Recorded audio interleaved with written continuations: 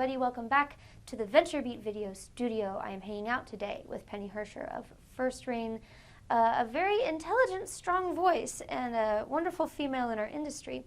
And the first thing we're going to talk about is an unfortunate tweet that I was foolish enough to send out saying that women entrepreneurs should not be making startups about dating and babies and fashion and makeup. And Penny is going to enlighten me on why I was wrong. I think we all, as technologists, have a duty to use technology to improve the human condition somehow. And I'm not sure that a lot of those, makeover apps do that. And also they just speak volumes about patriarchy, volumes that I'm not willing to listen to anymore. Isn't women doing something better than women doing nothing? And that has been the main argument. Yeah, and given to me. there just aren't enough women in technology. There aren't enough women who have technical degrees. I'm very involved in the Anita Borg Institute. I don't know if you're familiar with it. Yes, I am.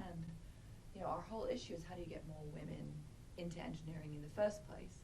And until we solve that problem, so what if they come out and they do fashion and babies? At least they do something. So you think this They problem build of businesses. what women in tech are doing is a secondary problem, something that we can tackle down the road if it needs to be tackled at all?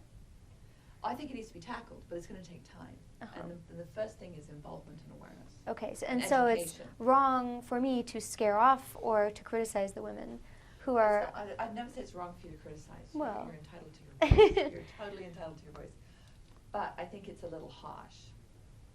I am a little harsh. I can be. I think if men did a lot of stuff around football and Yeah. beer, I don't think they'd take the flack. If you look at it, we're at the beginning of a 100-year buildup of technology, right? We've had computers for 50 years. We've already had a software era for maybe 25 years. We now have the era where anybody with any kind of technical education can do some level of software development. This is when you want to encourage people to just get involved in technology, because it's the future. It's where all the jobs are going to be. It's where the money is. And for it's like the Industrial Revolution as it swept through Europe for 150 years.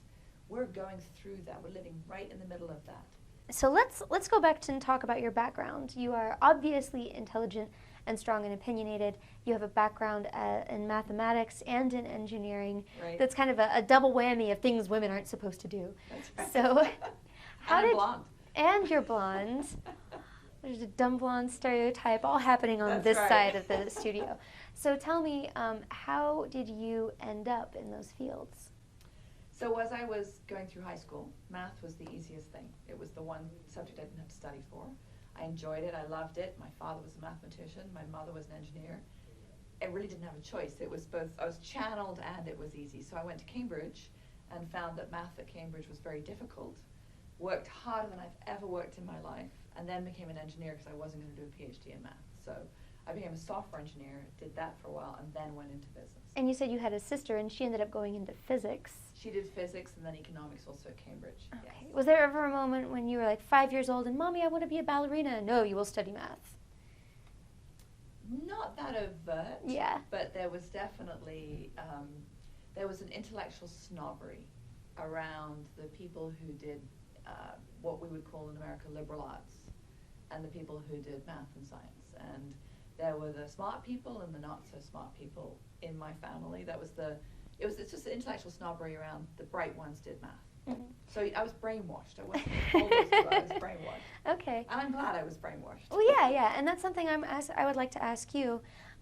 When you are mentoring younger women, is that a point of view that you are content to pass on? I very much encourage them to go into sciences, very much, because as we were talking about earlier, I think we are at it's a 100-year trend that we're maybe 25% into right now. And so if you're in high school or you're going through college right now, if you can get a degree in a technical field, math, physics, computer science, chemistry, you will have meaningful employment for 20, 30, 40 years. If you go do a degree in English or history right now, you may have a wonderful college experience, but it may be a lot more difficult to get work. I'm not judging whether that's right or not. I just think that's the reality. So with young women I mentor, with my own kids, absolutely. I'm encouraging them to look at math and computer science because I think it's where the interest is going to be. I think it's where a lot of our national attention is going to pour into technology, more 20 years from now than now. But if you want to have a daily job that pays the mortgage, yes, STEM is where it's at. Here's to paying the mortgage. Well, thank you guys so much for joining us. We will talk to you later. Stay tuned for more wonderful video interviews from VentureBeat.